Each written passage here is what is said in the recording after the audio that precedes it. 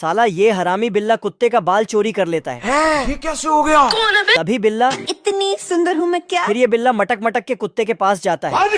फिर ये बिल्ला कुत्ते जैसा करने लगता है। फिर ये कुत्ता इसे अपना आइटम समझ लेता है। तभी बिल्ला इसे हड्डी देता है। बहुत मजा आ रहा है यहाँ पे। तभी हरामी बिल्ला चिड़िया को खाने वाला था। तभी कुत्ता आ गया और इसे निकालने लगा। तभी इधर हरामी बिल्ला मुंह में डाल लेता है। तभी चिड़िया, मुझे कैसे भी करके निकाल मेरे भाई। और चिड़िया बिल्ला के मुंह में इधर उधर होने लगा। गद्दारी कर बे। तभी इसे सॉरी। और एक हड्डी देता है और ये कुत्ता इस छुपाने गया। इधर ये बिल्ला चिड़िया को छट करने के मूड में था।